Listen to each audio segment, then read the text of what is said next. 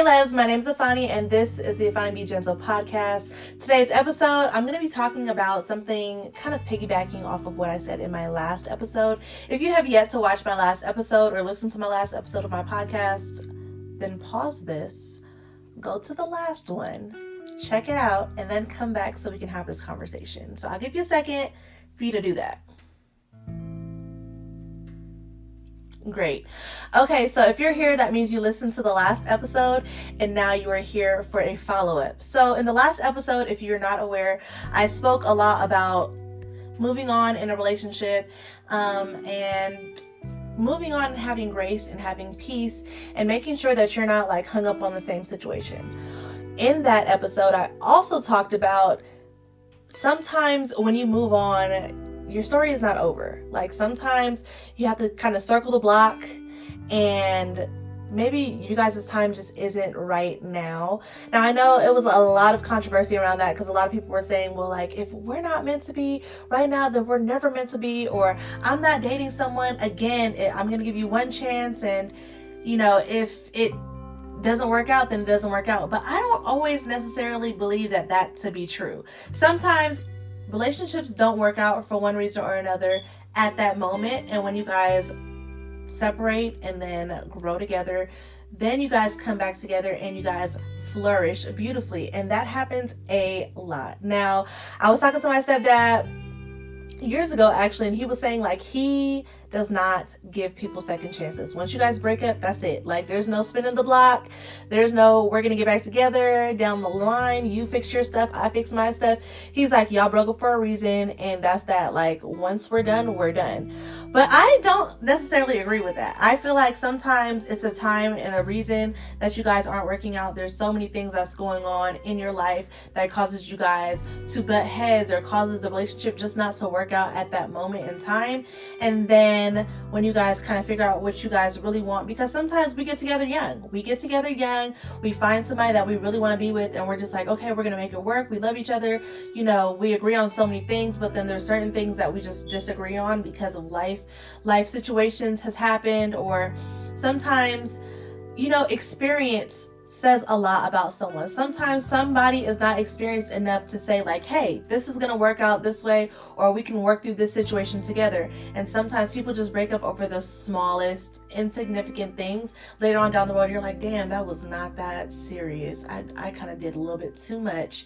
And sometimes that really does happen. So I want to piggyback off of when I said, you know, you have to realize that sometimes it might just not be the end of your story. It might just be a book change meaning like in this story, we did X, Y, and Z. And then I had to dibble dabble in a couple other stories to realize like, you know what? That's not the story that I want. This is the story that I want. And we circle back and we go back to that old story. Sometimes that happens. And sometimes people just need a break from one another. Like, again, there's certain things that happen in life that causes us to just either be frustrated with one another, or we don't know how to properly communicate our feelings, and we need some emotional maturity before we can say like, okay, we can be together and we're gonna make it work. And again, relationships are work. No matter what you're going through, friendships, relationships, platonic, romantic, any sort of relationship that you have with someone, if it's just like easy breezy, then it's not a good one. And the reason why I say it's not a good relationship, because nobody wants a yes man. If my friends can't call me out on my shit, what are you here for? What are you here for? Yeah, we can have a great time, but I want my friends to be able to say like, hey, Iphannie, that wasn't cool, or hey, I think you should have done this. You should have addressed this situation better like this, or you should have treated someone more respectfully like this, or well, don't allow somebody to walk all over you. I don't want a friend that's just gonna be like, oh, whatever you want, yeah, no problem, just whatever you want. Oh, you want to treat me like shit, go ahead. I just don't want to make you mad. I despise that. I actually was in a relationship years ago. Like, I mean, looking back on it now, can we really say it was a relationship? Not really, but young love, you think that you're in love and whatnot. So I was in a relationship and this guy literally would not argue with me. Like, whatever I wanted, I got. And at the time, it frustrated the shit out of me because I'm like, do you have an opinion? Do you have feelings about anything? Like, why is it every single time I say, like, I want this, I want that, or I don't like this, I don't want that, or I feel like this? There was never a rebuttal. It was always just like, whatever you want, whatever you want. Now, looking back on it, I'm kind of like, damn, can I get that now? Can I get a whatever you want, babe? Whatever you want. Like, can I get that now? But at the same time, I think it can get very boring if we're constantly being appeased by our counterpart. Like, if they don't have an opinion on anything, like, you literally get every single thing you want. There's no, like, pushback. Like, if you say, I want you to shut up and bark, or I want you to jump on one leg and bark for 2 hours, and they're just like, whatever makes you happy, I'll do it. That would drive me insane. It would literally drive me up a wall because I feel like I want someone who is a leader, someone who can put their foot down and kind of let it be known, like, hey, follow me, I got you, like, I'm not gonna lead you astray. But I also want someone that's gonna be able to compromise and be like, you know what, well, we're gonna try it your way, or let's do this, or oh, you said you want to do that, so let's do that instead. I like that as well. So sometimes it's just not your time to deal with that type of person. At that moment in my life, that was not that type of person that I needed to deal with.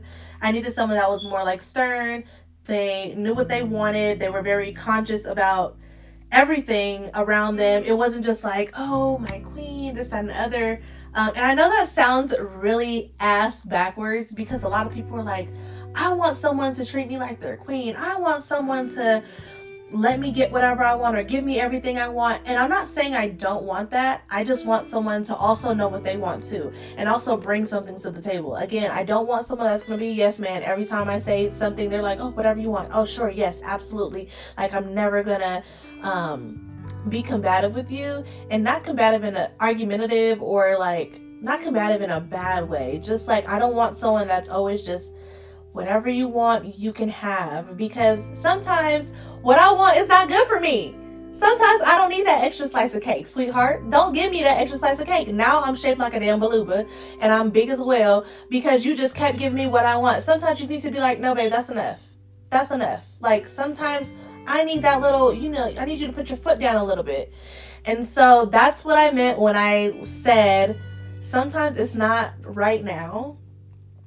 Sometimes your story is not necessarily over. Yes, ending relationships and moving on because of whatever reason is good. But sometimes it's not the end for certain stories. Sometimes it's just a pause. And then it's a quick little, page flip 1 or 2 times, and then you resume the story.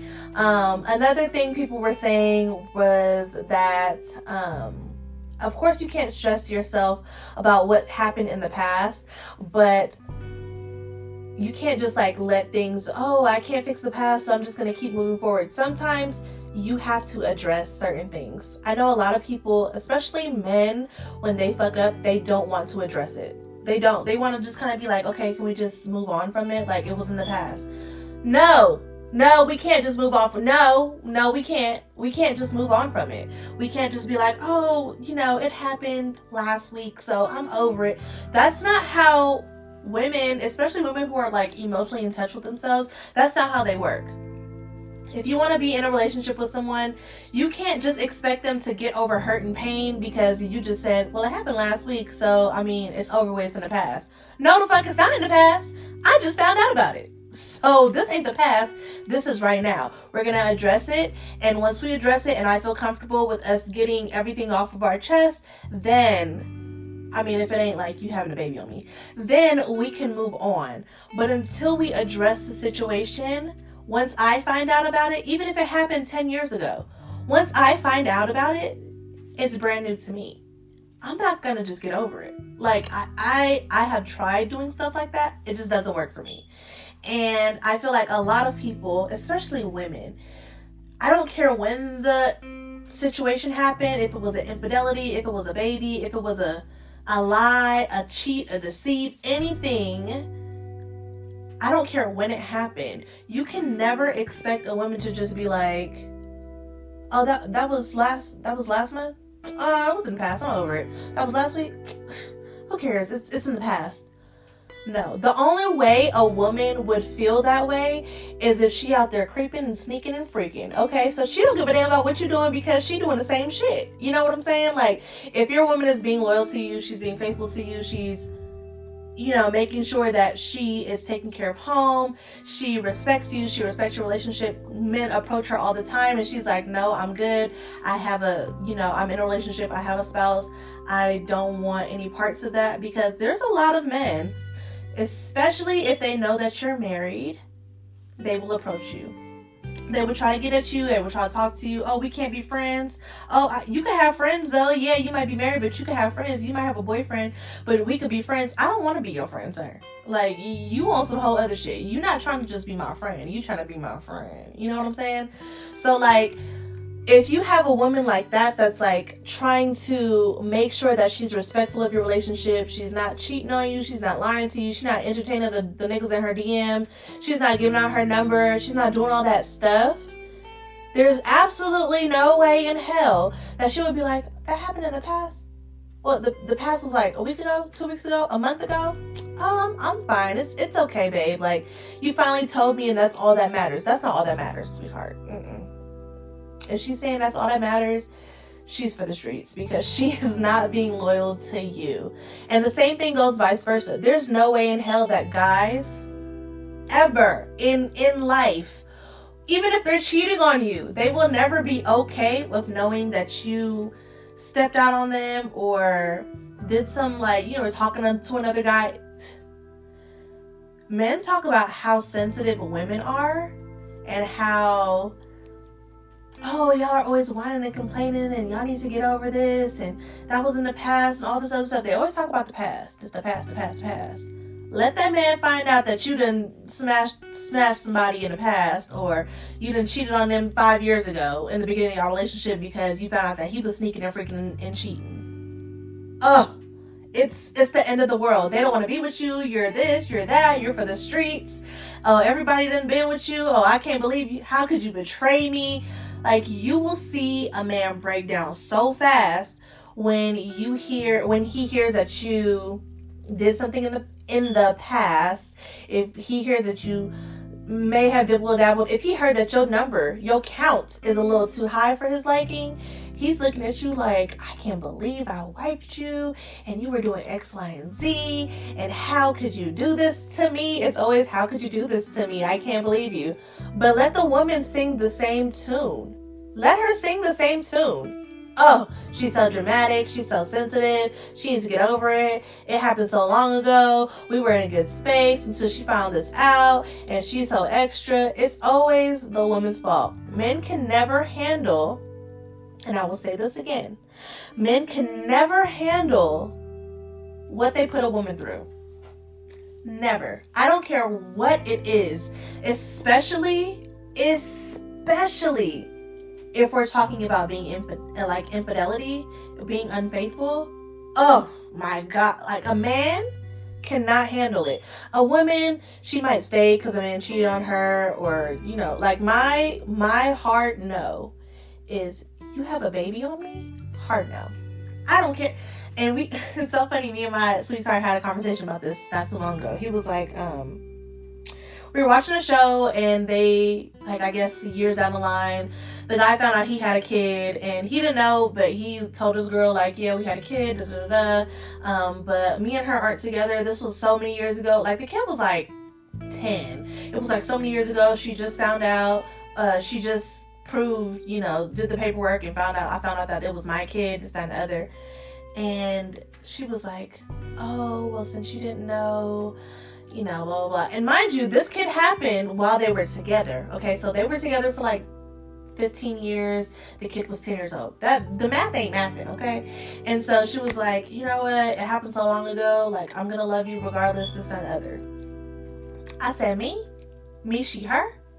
I'm not doing that. I don't give a damn if we was married for 40 years and this woman or this child came and knocked on his door at the fresh age of 19 and was like, hi, I think you're my dad, and this is the paperwork, and can you take the test? And that test come back positive, like, that you are 99.98% the father, you just lost your wife. you just lost your wife. I'm not doing that. One, because that puts me in a situation where now I have to look this child in the face. I have to look this child in the face and look at you and be like, damn, my husband was really cheating on me.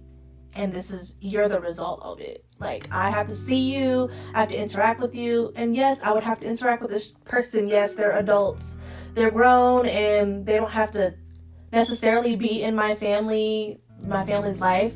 But knowing how my husband is and how he loves to like be involved with his children and how involved he is with his children, there's no way that he would be like, oh, well, yeah, but you're grown now, so I don't want nothing to do with you. No, he's going to want to know everything. Did you play sports? What size is your shoe? How old were you when all that? He's going to want to know it all. He's going to want to know, did you have your cycle yet? Like, he's going to want to know it all. Like, fill me in on the last 19 years of your life. When did you kiss your first boy or kiss your first girl? Or do you like boys or girls? Or do you have a religion? He's going to want to know all of it. So and y'all can call me real, y'all can be like, oh, that's immature and it's not the kid's fault. It's not the kid's fault. I 100% agree with you. It's not the kid's fault. But every time I look at that baby, I'm going to want to slap the shit out of my husband. I'm going to want to leave. I'm not going to want to deal with him. And I just can't do that to myself. I feel like that's torture. I don't remember if it was on Black Ink Crew Chicago or not, but there was a situation where a husband stepped out on the wife, had a kid, and I don't know if she had infidelity issues or not. This wasn't like a castmate. This was like a storyline on the back burner. But yeah, I don't know if she had infidelity issues or not, but pretty much like he stepped out, he had a kid, and now his wife and him are raising this kid as if it was their kid and not just his kid. Kudos to her. My heart goes out to her because I couldn't do it. Like, I don't know. Like, I don't think I have I don't know if it's even like emotional growth to do it. I just couldn't see myself being in that predicament. God forbid that ever happens. Like, just know I will be on here telling y'all, well, remember that episode where I told y'all that the book and the story might not be over. It might just be, no, the story gonna be over then. It's gonna be hella over. One, because I'm not only reminded of the infidelity, but now I'm reminded of the infidelity and the child. And that's an even touchier subject for me. One, because of medical reasons and fertility situations. So the fact that you decided to step out on me, one, you cheated on me. So now I'm pissed. But then two, you had a baby on me. And now it's like blatant in my face, like, oh, you couldn't, but she could. Like, I couldn't. Ooh. Stuff like that just boils my blood. I don't know how people deal with situations like that. And I'm pretty sure that's like a normal, sad to say, but it's a very normal thing that happens nowadays. And women will be like, you know what?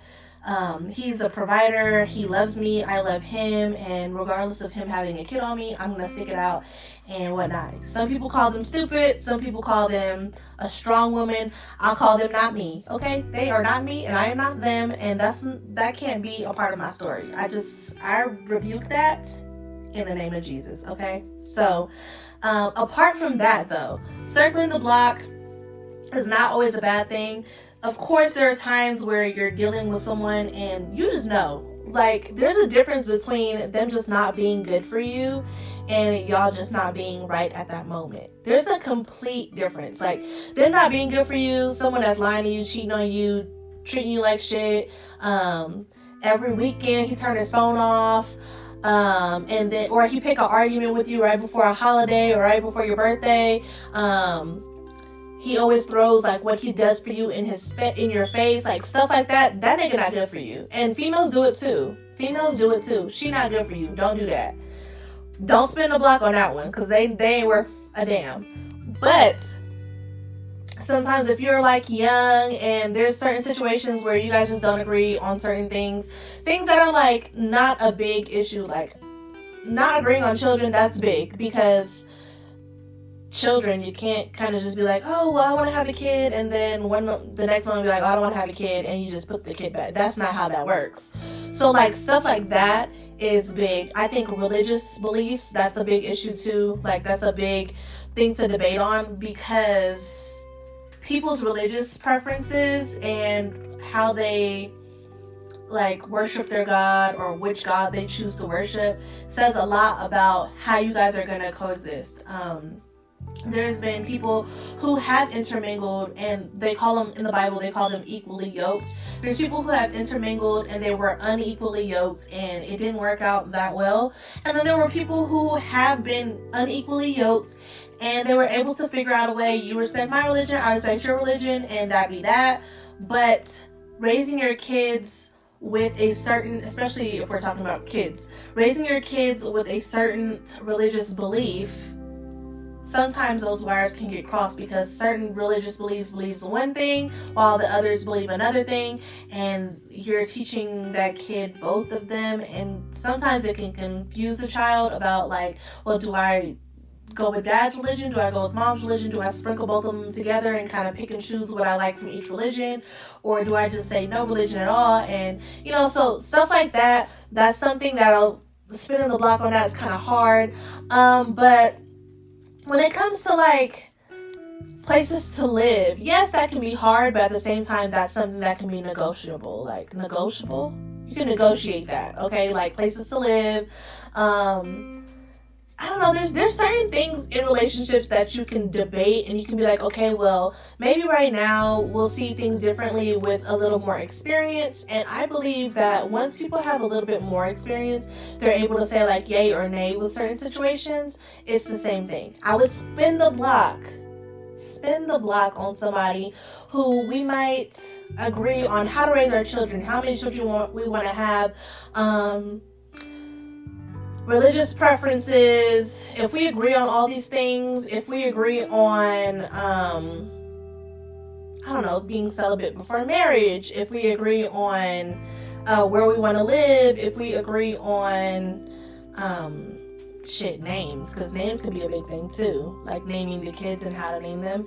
If we agree on stuff like that, spinning the block is not a problem with me. But if we disagree on things like abortion, on things like how to raise your boy versus how to raise your girl, which a lot of people don't realize is a huge debate. A lot of people want to raise their boy differently than they raise their girl. And they're like, oh yeah, we're going to give the boy all the condoms, and we're going to talk to them about sex, and we're going to prepare them, because, you know, life is crazy. But then we're going to shelter our girl and tell her that no this, no that, no, everything is a no, and you're a lady, and this, that, and the other. That's not gonna work, because I don't believe in raising children differently when it comes to that aspect. So raising children, religious preferences, if we don't agree on that, like that's hard. That's a hard thing to get through in a relationship. If we don't agree on the hierarchy of family, I'm going to say that again.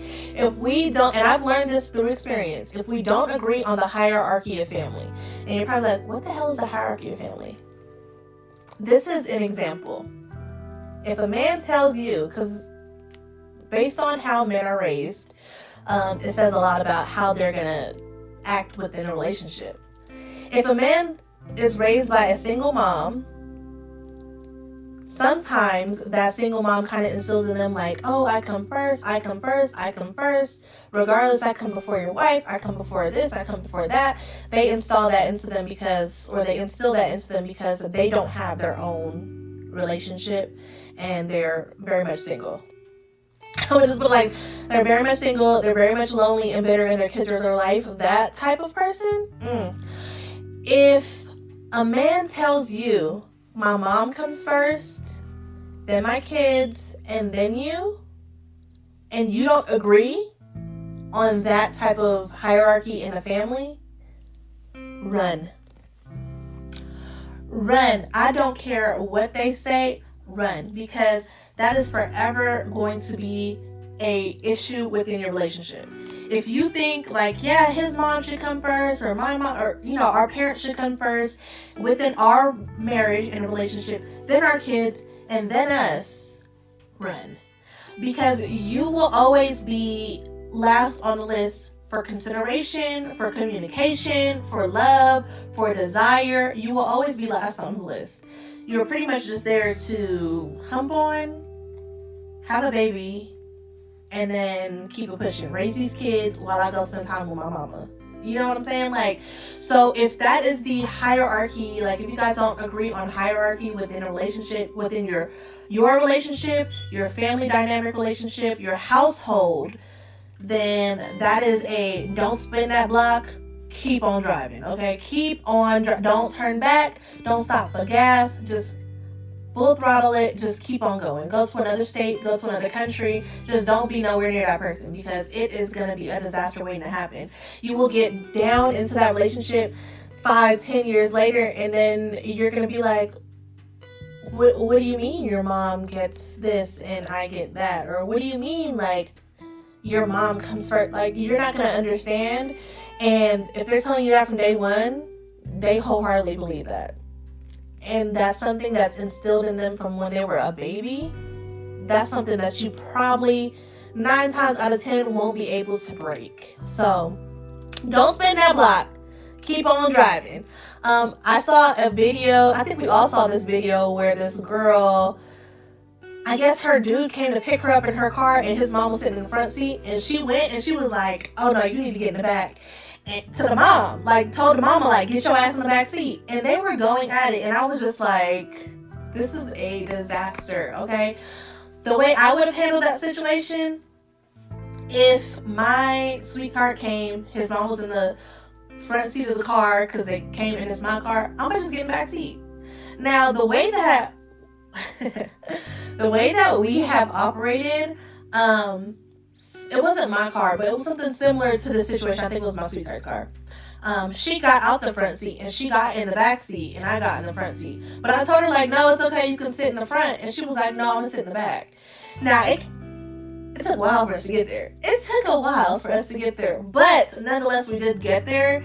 And even now, like, she either she gets in the back seat if my sweetheart is driving, or she'll drive and I'll sit in the front and my sweetheart will get in the back, or my sweetheart will sit in the front and I'll get in the back. It doesn't matter. Like, we don't really fight and argue about who sits in the front seat, because let's be real, the only thing the front seat is good for is messing with the radio and reclining in the seat. That's it. Either way, we all in the car, we get into where we need to go. That's all I care about. Let's just get to where we need to go, and that'll be that.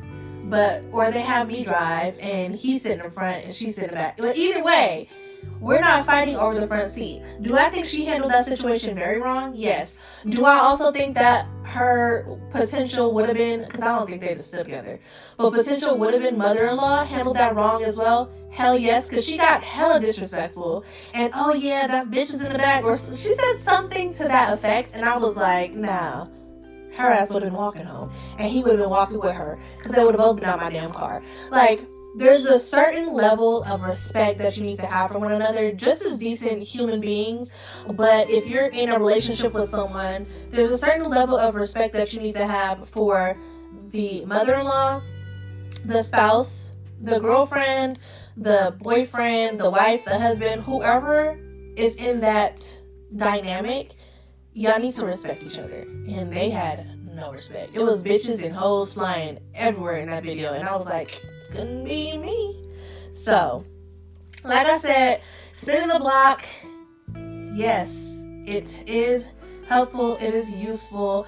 It's, you know, sometimes people have to separate and grow and learn and experience and, you know, channel their inner most being and understand what they want out of life, because sometimes when you're young, you don't know what you want. So sometimes they need to, like, go through all these things to understand, okay, well, this is what I like, this is what I don't like, this is what I want in a spouse, this is what I don't want in a spouse, this is what I'm willing to tolerate, this is what I'm not willing to tolerate. And if you guys align after that, then spin that block, baby. But if y'all are having disagreements to the point where it's like super dysfunctional, drive away. Don't ever spin that block again. Find someone else, because there's billions of people in the world, and I'm pretty sure there's someone there for you. There might be a couple hundred men there for you, for women, or there might be, sometimes people just don't need to be with someone for a while until they understand who they are and what they want and what a relationship can do for them. And sometimes people just choose to be by themselves. But either way, spinning the block, when I said spinning the block, I did not mean spinning the block on a nigga that was cheating on you, spinning the block on a nigga that was over there acting a fool, calling you out your name, being disrespectful. I definitely did not mean spinning the block on somebody who thinks that they can just do whatever the hell they want, but you got to be cooped up in the house. Don't spin the block on that one. Drive away from that one. And that is all for this episode. I just felt like I needed to explain, because a lot of people are like, well, what if this, what if that? And I was like, well, if you're going through that, girl, don't spin that damn block. Run away. And then some people were like, well, what if he, this is the situation, or what if this is the situation? And I'm like, well, maybe, y'all had some time apart, and maybe you guys are starting to understand and love each other again, and you guys are building a friendship, because the key to a successful relationship is a solid foundation and a solid friendship. Then you can spin that block, and it might just work out for you this time. But again, that is all for this episode. Thank you guys so much for listening or watching here on YouTube. Make sure you guys subscribe to my YouTube channel, and make sure you guys are telling your friends to subscribe to my podcast as well. We're about to reach 1 year of my podcast on November 20th, on my 29th birthday. We're going to reach 1 year, and I would love to double my subscriber count. Okay, love to double my subscriber count. That'll be like a great birthday gift for me. But again, thank you guys so much for watching. That is all for this episode, and thank you so much for listening to the Iphanniebgentle podcast. I wish nothing but light, love, and a trauma-free future for you and for me, and I will see you guys in my next episode. Besitos.